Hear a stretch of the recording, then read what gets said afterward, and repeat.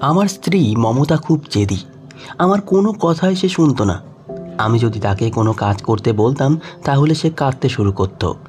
তার এই রকম ব্যবহার দেখে আমার খুব রাগ হতো, কিন্তু আমি তাকে ডিভোর্সও দিতে পারছিলাম না। তাই একদিন আমি আমার 4 জন বখাটে বন্ধুকে বাড়িতে ডেকে তাদের মদ খাইয়ে মমতার ঘরের ভেতরে পাঠিয়ে দিলাম। মনে মনে চিন্তা করে রেখেছিলাম যে তার নামে অভিযোগ এনে তাকে ডিভোর্স দিয়ে দেব। কিন্তু 1 ঘন্টা পর যখন আমি মমতার ঘরে গেলাম, তখন আমার প্রাণটাই যেন বেরিয়ে যাওয়ার জোগাড় হলো। কেননা বিছানায় আমার স্ত্রী শুয়ে, আর আমার 4 জন বন্ধু একসাথে মিলে তার সাথে। তখন আমার বয়স 25 বছর, কিন্তু আমি তখনও বিয়ের জন্য প্রস্তুত ছিলাম না। প্রতিদিনের মতো এক রাতে বাড়ি ফিরে আসার সাথে সাথে মা আমাকে একটা অদ্ভুত কথা শোনালেন।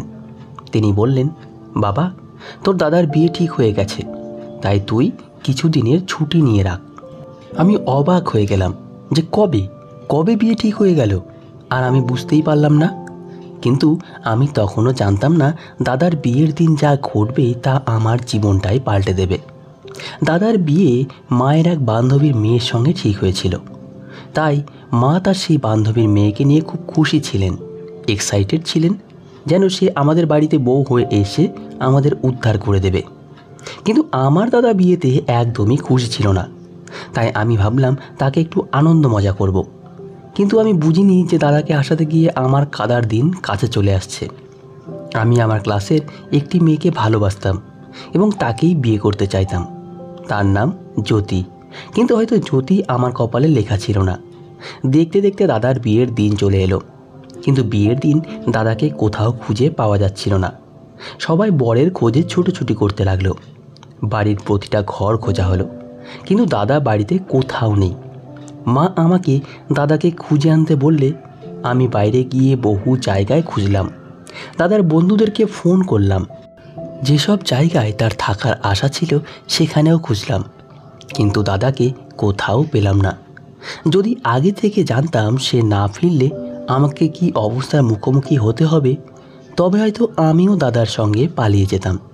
কিন্তু আমি এসব কিছুই জানতাম না, তাই বাড়িতে ফিরে এলাম। বাড়ি ফিরে আমি মাকে বললাম, মা, দাদার কোথাও কোনো খোঁজ পেলাম না। মা কাঁদতে শুরু করলে আমি তাকে সান্ত্বনা দেওয়ার চেষ্টা করলাম, কিন্তু কোনো ফল তো হলোই না। উল্টে মা আমার সামনে কাঁদতে কাঁদতে হাত জোর করে বললেন, আমি কাউকে মুখ দেখাতে পারবো না। এক ছেলে তো আমার মান সম্মান ধুলোয় মিশিয়ে দিয়েছে। এখন তুই আমার একমাত্র ভরসা। যদি তুইও না করিস তবে আমার মরা ছাড়া কোনো উপায় থাকবে না। মেয়ের বাড়ির লোকেরা কি ভাববে? এছাড়াও সবাই বলবে আমরা তাদের মেয়ের অপমান করেছি। যখন ছেলেরই ইচ্ছে নেই, তখন অন্যের মেয়ের জীবন নষ্ট করার অধিকার তোমাদের কে দিয়েছে? এরপর মা আরও বললেন, এখন শুধু তুই আমার মান সম্মান বাঁচাতে পারিস। মায়ের কথা শুনে আমি অবাক হয়ে বললাম, কিন্তু মা, আমি কি করতে পারি? মায়ের কান্না আরও বেড়ে গেল এবং বললেন, বাবা, একমাত্র তুই মমতাকে বিয়ে করে আমাদের মান সম্মান বাঁচাতে পারিস। বাবা, মমতা খুবই ভালো মেয়ে, সে তোকে সবসময় সুখে রাখবে। মায়ের কথা শুনে আমি হতবাক হয়ে মাথা নেড়ে বললাম, কিন্তু মা, আমি এই ধরনের গৃহিণী টাইপ মেয়ে একদম পছন্দ করি না। আমার তো এখনকার দিনে স্মার্ট মেয়ে পছন্দ, তাই আমি ওকে বিয়ে করতে পারবো না। আমি সরল মনেই এই কথা বললাম, কিন্তু আমার কথা শুনে মায়ের চোখের জল আরও বেড়ে গেল। আমি মাকে এভাবে কাঁদতে দেখতে পারছিলাম না। ঠিক তখনই বাবা এমন একটা কথা বললেন যা না শুধু আমার মনোবল বাড়ালো, বরং আমার মনে একটা নতুন লোভের জন্ম দিল। বাবা তখন খুব রেগেছিলেন। তিনি বললেন, তুষার এই সময়ে আমাদের ধোঁকা দিয়ে পালিয়ে গেল। যদি ও আগে ভাগেই আমাদের জানাতো, তাহলে হয়তো তার বদলে আমরা তোর সাথেই এই বিয়ের কথা ঠিক করতাম। যে সন্তান সবার সামনে আমাদের পরিবারের সম্মান নষ্ট করেছে, তাকে আমি আমার সম্পত্তি থেকে 1 টাকাও দেব না। আমার যা কিছু আছে, এই বাড়ি, ব্যাংকের টাকা সব তোমার নামে করে দেব, যদি তুমি এই মেয়েটিকে বিয়ে করো। তুই যদি তাকে সসম্মানে গ্রহণ করিস, তাহলে আমার সব সম্পত্তি তোর হবে। এতে তুই আর মমতা সুখে শান্তিতে জীবন কাটাতে পারবি। বাবার কথা শুনে আমার গায়ে কাঁটা দিয়ে উঠল। কেননা আমাদের অনেক জমিজমা ও সম্পত্তি ছিল।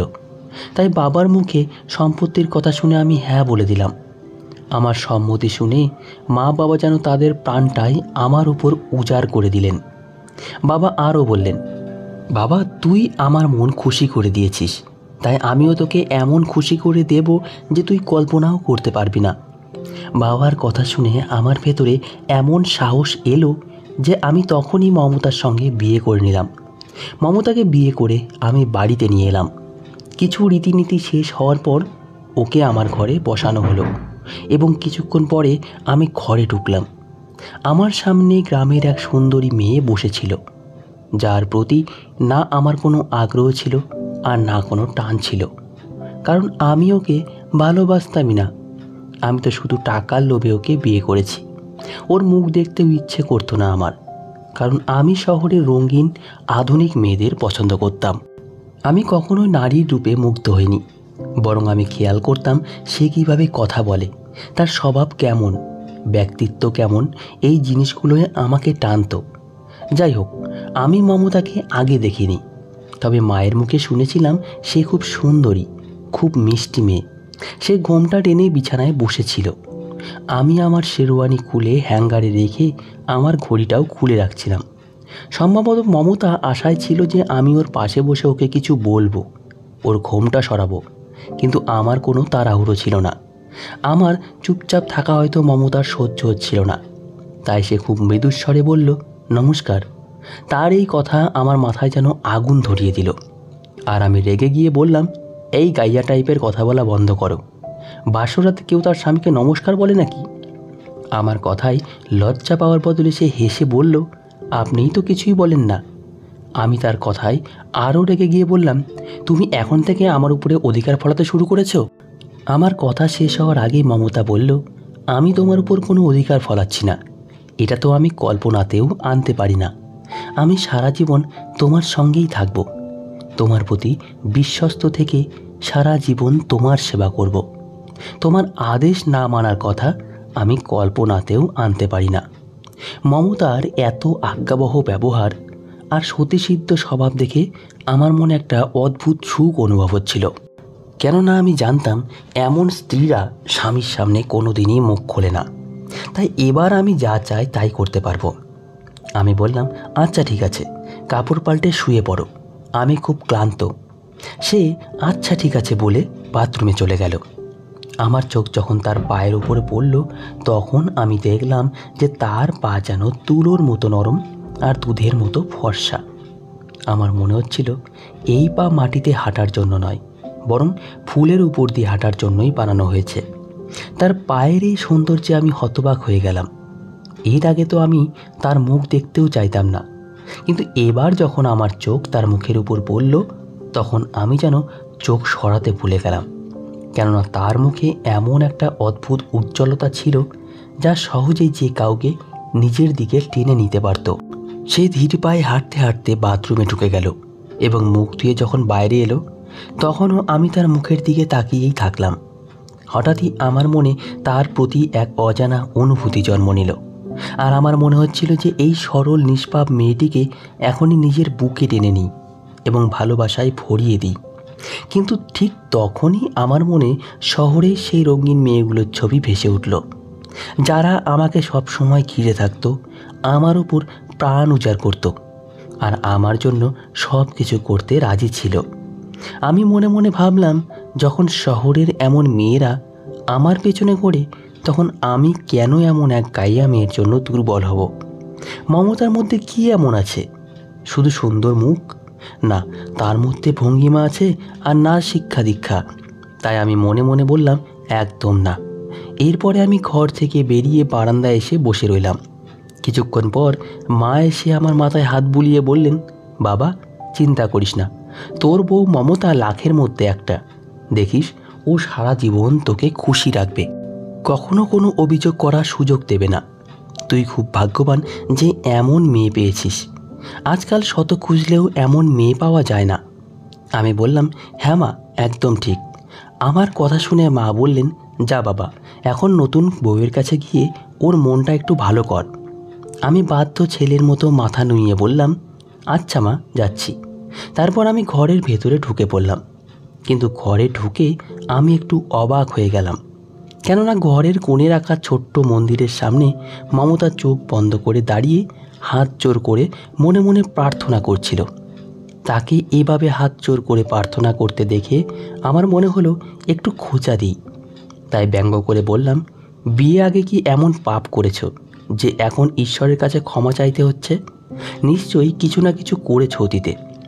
আমার কথা শুনেও সে রাগ করল না, বরং নিজের স্বভাব অনুযায়ী মুচকি হেসে বলল, আমি তো তোমার দীর্ঘ জীবনের জন্য প্রার্থনা করেছিলাম।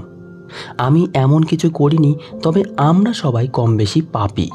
মানুষ মাত্রেই ভুল করে বসে। তাই আমাদের সবারই ঈশ্বরের কাছে ক্ষমা চেয়ে নেওয়া উচিত, যাতে তিনি আমাদের সৎ পথে থাকতে সাহায্য করেন। আর এই শান্তভাবে বলা কথাগুলো শুনে আমি আরও রেগে গেলাম আর বললাম, তার মানে তুমি বলতে চাও আমি পাপী, আমি নরকে যাব? আমার এই কথা শুনে সে হঠাৎ করে ধপ করে বসে পড়ল আর বলল, ঈশ্বর না করুন আমি এমন কিছু বলি।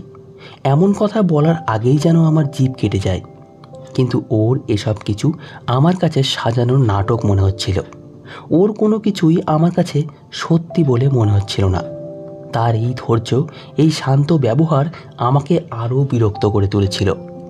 যদি সে একটু রাগ করতো, অভিযোগ করত, তাহলে আমি বুঝতে পারতাম যে ও আমার মতোই মানুষ। ওর এই ধৈর্য, এই সংযম আমার ভেতরে আগুন ধরিয়ে দিচ্ছিল। মনে হচ্ছিল যে ও যেন আমাকে নিয়ে মজা করছে। এই সব ভাবতে ভাবতেই আমি বিছানায় শুয়ে ঘুমিয়ে গেলাম। সকালে বাবা আমাকে তার ঘরে ডেকে নিয়ে গেলেন। ঘরে গিয়ে বিছানার ওপর কিছু কাগজপত্র ছড়িয়ে থাকতে দেখে আমি মনে মনে ভাবলাম, এটা নিশ্চয়ই সম্পত্তির কোনো ব্যাপার। তাই সরাসরি জিজ্ঞেস করে ফেললাম, বাবা এসব কি?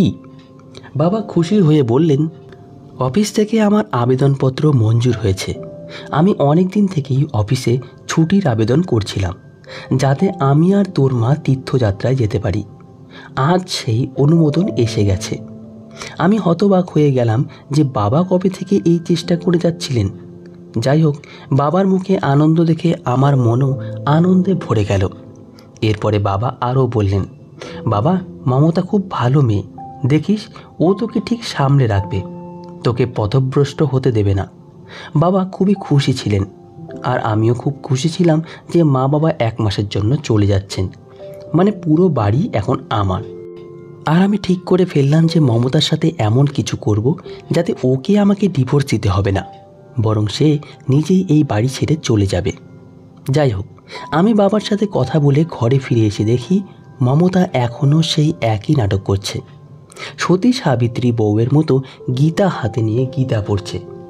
আমি ওর পাশে বসে বললাম, মমতা তুমি কি সত্যিই এত পবিত্র আর ধার্মিক মেয়ে যে সবসময় ভগবানের পূজা অর্চনা নিয়েই থাকো? তুমি কি কখনো কোনো পরপুরুষের দিকে চোখ তুলে তাকাওনি? আমার কথা শুনে সে কানে হাত দিয়ে বলল, আমার ভগবান জানেন আমি কখনো কোনো পরপুরুষকে খারাপ চোখে দেখিনি, এমনকি আমি তাদের সঙ্গে কথা বলাও পছন্দ করি না। ওর এই কথা শুনে আমি বললাম, তাহলে তো তুমি আমার বন্ধুদের সামনেও আসতে চাইবে না? সে বলল, হ্যাঁ অবশ্যই, আমি তোমার বন্ধুদের সামনে কখনোই যাব না। তখন আমি বললাম, আচ্ছা ঠিক আছে, তাহলে আমি তোমাকে তোমার বাবার বাড়িতে রেখে আসবো, কারণ তুমি এখান থেকে না গেলে আমি আমার বন্ধুদের ডাকতে পারবো না। বাবা মা তীর্থযাত্রায় যাচ্ছেন, আর তুমি তো জানো এই রকম সুযোগ বারবার আসে না। আমার 2 বন্ধু বিদেশে চাকরি করে, তারা আমার বিয়ের কারণে ছুটি নিয়ে এসেছে। তারা আমার বাড়িতে আসতে চায়, আর আমরা সবাই একসাথে কিছুটা সময় কাটাতে চাই। আমাদের একাকিত্বের দরকার, যা কেবল এই বাড়িতেই সম্ভব। তাই আমি চাই যে তুমি আমাদের মাঝে কোনো বিরক্তির কারণ না হও। এই জন্য তোমাকে বাবার বাড়িতে ডেকে আসতে চাই। মমতার সঙ্গে সঙ্গে আমার কথা মেনে নিয়ে বলল, তবে আমার একটা শর্ত আছে। আমি বললাম, কি শর্ত? সে বলল, সেটা এখন নয়, পরে বলবো। এই বলে সে ঘর থেকে বেরিয়ে গেল এবং মা বাবাকে তীর্থযাত্রার জন্য শুভেচ্ছা জানাতে লাগলো। আর আমি ঘরের ভেতরে বসে ভাবতে লাগলাম, মমতার মাথায় এমন কি শর্ত এসেছে যা সে আমার কাছে রাখতে চায়। আমি আমার সব বন্ধু আর গার্লফ্রেন্ডকে জানিয়ে দিয়েছিলাম যে আমার মা বাবা 1 মাসের জন্য বাইরে যাচ্ছে, তাই তারা যেন আমার বাড়িতে পার্টির জন্য চলে আসে।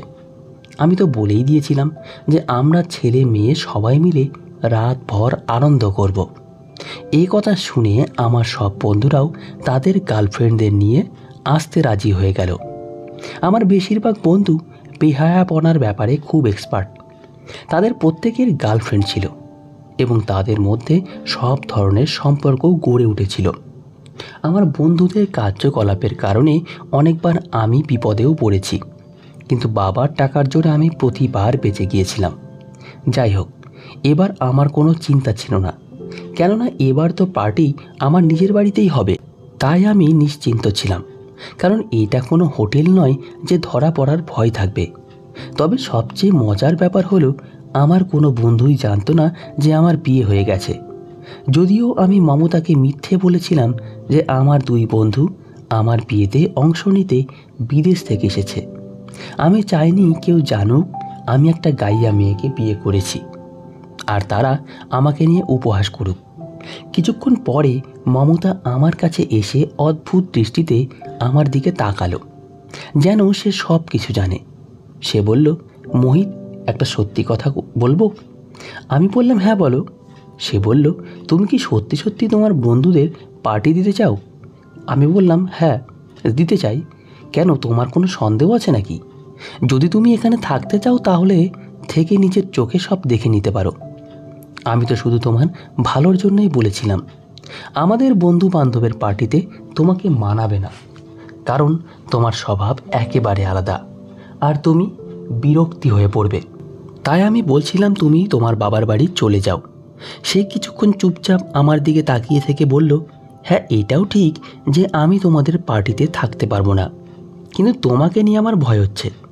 যদি তোমার সাথে খারাপ কিছু হয়ে যায়? আমি অবাক হয়ে বললাম, আমার সঙ্গে খারাপ হবে কেন? সে বলল, যতক্ষণ না তুমি ভালো মন্দের পার্থক্য বুঝতে শিখবে ততক্ষণ আমি তোমাকে জোর করে কিছু বোঝাতে চাই না। আমি বললাম, হ্যাঁ তুমি ঠিকই বলেছ, আর আমাকে জোর করে কিছু বোঝানোর চেষ্টাও করবে না। তুমি তো জানো আমি এই বিয়ে করেছি শুধুমাত্র বাবা মায়ের খুশির জন্য। তোমার যে হবু বর ছিল সে তো বিয়ের ঠিক আগেই তোমাকে ছেড়ে পালিয়ে গিয়েছিল। নিশ্চয়ই কোনো না কোনো কারণ তো আছে যার জন্য সে তোমাকে বিয়ে করতে চায়নি। আমার এই কথাগুলো শুনে মমতার মুখে দুঃখের ছাপ স্পষ্ট ফুটে উঠল আর তার চোখে জল চলে এলো। কিন্তু আমি তাকে সান্ত্বনা দিতে গেলাম না, বরং কাঁদতে দেখে বাথরুমে চলে গেলাম। এইভাবেই আমাদের বিয়ের 3 দিন হয়ে গেল, কিন্তু আমি তাকে ছুঁয়েও দেখিনি। বাথরুম থেকে এসে সোজা সোফায় গিয়ে শুয়ে পড়লাম, আর সেও আমাকে কিছু না বলে শান্তভাবে বিছানায় শুয়ে পড়ল। পরের দিন সকলেই বাবা মা রওনা হয়ে গেলে মমতা বলল, তুমি এখন আমাকে আমার বাবার বাড়িতে রেখে এসো। আমি বললাম, একদিন পরে যেও। আর তুমি যে বলেছিলে তোমার একটা শর্ত আছে, সেটা তো এখনও বলনি। সে বলল, আমার এমন কোনো বড় শর্ত না, আমি শুধু এইটুকুই চাই যে তুমি প্রতিদিন সকালে ভগবানের পুজো করে দিন শুরু করো। ভগবানের নাম নিয়ে দিন শুরু করলে ভগবান আমাদের সব বিপদ থেকে বাঁচিয়ে রাখেন। তার এই কথা শুনে আমার ভালো লেগেছিল, আর আমি সত্যিই তার কথায় প্রভাবিত হয়ে গেলাম। আমি তো ভেবেছিলাম সে হয়তো টাকা চাইবে বা অন্য কোনো জিনিস দাবি করবে, কিন্তু সে তো আমার মঙ্গলেরই কথা বলছিল। এই ব্যাপারটা নিয়ে আমি একটু লজ্জিতও হয়েছিলাম, কারণ আমি ওকে ভুল বুঝেছিলাম। যাই হোক, কিছুক্ষণ পরে ও নিজের জিনিসপত্র গুছিয়ে নিল। ওর চলে যাওয়ার সময় আমার মনটা কেমন যেন উদাস হয়ে গেল। না জানি কেন ওর চলে যাওয়াটা ভালো লাগছিল না, কিন্তু আমি এই অনুভূতিটা ওর সামনে প্রকাশ করতে পারলাম না। এরপরে আমি ওকে ওর বাবার বাড়িতে পৌঁছে দিয়ে এলাম। ওকে পৌঁছে দিয়ে আসার পরে বাড়িটা কেমন যেন অদ্ভুত রকমের ফাঁকা লাগছিল। মনে হচ্ছিল যেন একসাথে 10 জন মানুষ বাড়ি থেকে চলে গেছে। যাই হোক, আমি আমার বন্ধুদের ফোন করে বললাম, বাড়ি এখন ফাঁকা, তোরা সবাই আজ সন্ধ্যায় চলে আয়। আমার বন্ধুরা তো এমন একটা সুযোগেরই অপেক্ষায় ছিল, তাই তারা সন্ধ্যায় এসে পড়ল। আর তাদের আসার সাথে সাথেই বাড়িতে যেন এক নতুন উৎসব আমেজ তৈরি হয়ে গেল। এরপরে আমরা খাওয়া দাওয়া সেরে ডিজের তালে তালে আমাদের ডান্স পার্টি শুরু করলাম। আমার বন্ধুদের সঙ্গে তাদের গার্লফ্রেন্ডরাও নাচছিল। কিন্তু এসবের মধ্যেই আমার মনে হতে লাগলো যে কিছু একটা ঠিক হচ্ছে না। আমার বন্ধু রমন আর রাজীবের ব্যবহার আজ কিছুটা অস্বাভাবিক লাগছিল। তাদের চোখে এক ধরনের অস্বাভাবিকতা ছিল। তাদের চোখ দেখে মনে হচ্ছিল তারা যেন কিছু একটা লুকাচ্ছে। যখন বাকিরা নিজেদের মতো ব্যস্ত ছিল তখন তারা একে অপরকে ইশারা করছিল, তাই আমি তাদের ওপর নজর রাখা শুরু করলাম। এমন সময় আমার গার্লফ্রেন্ড প্রিয়াঙ্কা আমাকে ঘরের ভেতরে ডাকলো। আমি তার কাছে গিয়ে দুজনে একে অপরের সাথে গল্প করতে লাগলাম। কথা বলতে বলতে কখন যে রাত 12টা বেজে গেল টেরই পাইনি। এরপর আমরা সবাই মিলে মদের আসরে বসলাম, কিন্তু রাজীব এবার মদ খেতে চাইল না দেখে আমি একটু টেনশনে পড়ে গেলাম। ঠিক তখনই আমার মনে হলো যেন মমতা আমাকে ঘরের ভেতর থেকে ডেকে বলছে, ভোর হতে চলেছে, ওঠো আর ভগবানের কাছে গিয়ে তোমার পাপের জন্য ক্ষমা চাও, আর এদেরকে এখান থেকে বের করে দাও, না হলে খুব খারাপ কিছু হয়ে যাবে, এরা ভালো মানুষ না। এই কথা শুনে আমি অবাক হয়ে গেলাম, কেননা মমতা তো আমার সামনেই তার বাবার বাড়িতে গিয়েছিল। তাহলে সে কখন ফিরে এলো? তার কণ্ঠস্বর এখনও আমার কানে প্রতিধ্বনিত হচ্ছিল। যদিও বাড়ির ভেতর জোরে মিউজিক চলছিল, কিন্তু আমি নিশ্চিত ছিলাম যে ওরই গলায় আমি শুনেছি। আমি রেগে ঘরের দরজা খুলে ভেতরে ঢুকে ভেতর থেকে ছিটকিনি আটকে দিলাম। ঠিক তখনই দরজার বাইরে থেকে এক বিকট শব্দ শুনে আমার অন্তরাত্মা কেঁপে উঠল, কেননা এটা কোনো সাধারণ শব্দ নয়, বরং গুলির শব্দ। ঠিক যেন পিস্তল থেকে বের হওয়া গুলির আওয়াজ। আমি ভয়ে বিছানার উপর বসে পড়লাম। ভয়ে হাত কাঁপতে লাগলো, বুক ধরফর করতে লাগলো। তারপরেও আমি মোবাইল বের করে একটা নম্বর ডায়াল করতে শুরু করলাম। কিছুক্ষণ পরেই কেউ একজন দরজায় জোরে জোরে ধাক্কা দিতে শুরু করলো, কিন্তু আমি দরজা খুললাম না, কেননা আমি নিশ্চিত ছিলাম যে বাড়ির ভেতর কিছু একটা হয়েছে, না হলে এই গুলির শব্দ কোথা থেকে আসবে। কিছুক্ষণ পর বাইরে সব কিছু শান্ত হয়ে গেল। আমি ইতিমধ্যে পুলিশকে ফোন করে দিয়েছিলাম, আর কিছুক্ষণের মধ্যেই পুলিশের সাইরেন আওয়াজ আসতে শুরু করলো। কেউ আমার ঘরের দরজাটা ভাঙার চেষ্টা করছিল, কিন্তু ভাঙতে পারেনি, কেননা আমার ঘরের দরজা খুব মজবুত ছিল। এই ঘরেই সব গয়না, টাকা পয়সা এবং গুরুত্বপূর্ণ কাগজপত্র ছিল। আমার বন্ধুরা আমাকে অতিরিক্ত মদ খাওয়ানোর চেষ্টা করেছিল, কিন্তু আমি খুবই অল্পই মদ খেয়েছিলাম, যার কারণে আমি বেহুশ হইনি। তখন মমতার কণ্ঠস্বর শুনে আমি ঘরে এসেছিলাম, কিন্তু ঘরে এসে কাউকেই দেখতে পেলাম না। আমি ভাবছিলাম কেন এমন হলো। এমন সময় পুলিশ এসে পৌঁছায়, আর পুরো নাটকের পরিসমাপ্তি ঘটে। পুলিশ এসে তাদেরকে গ্রেপ্তার করে নিয়ে যায়, যারা আজ আমার ক্ষতি করার এবং আমার বাড়িতে ডাকাতি করার উদ্দেশ্যে এসেছিল। যখন এই সত্যিটা জানলাম তখন আমার নিজেরই বিশ্বাস হচ্ছিল না যে আমার এত কাছের বন্ধুরা আমার বিরুদ্ধে এমন বড় ষড়যন্ত্র করতে পারে। আমার বিয়ের খবরও তারা জানতো, এবং এও জানতো যে আমার ঘরে প্রচুর দামি দামি গয়না রাখা আছে। তারা সেই সব কিছু চুরি করে নিয়ে যাওয়ার পরিকল্পনা করেছিল, কিন্তু সৌভাগ্যবশত সময় মতো পুলিশ এসে যায় আর ওরা ধরা পড়ে যায়। তবে সবচেয়ে বড় আর অবাক করা ব্যাপারটি ছিল, সেদিন রাতে আমার স্ত্রী মমতা তো বাড়িতেই ছিল না।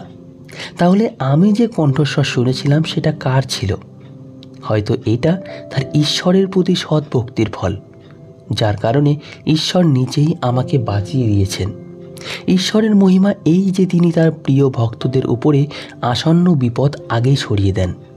সেই দিনের পর থেকে আমি সমস্ত খারাপ কাজ করা ছেড়ে দিয়েছি, আর মন থেকে মমতাকে আপন করে নিয়েছি। আজ আমি আমার স্ত্রী মমতার সঙ্গে খুব সুখে আছি। আমাদের একটি ছেলে হয়েছে, যাকে মমতা খুব আদর যত্নে মানুষ করছে। আমার স্ত্রীর যে ভালো জীবন সঙ্গিনী আমি কল্পনাও করতে পারি না।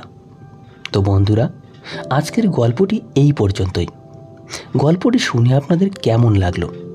ভালো লেগে থাকলে কমেন্ট বক্সে অবশ্যই আপনাদের মতামত জানাবেন এবং ভগবানের প্রতি ভক্তি রাখবেন। ধন্যবাদ সকলকে। ভালো থাকবেন, সুস্থ থাকবেন।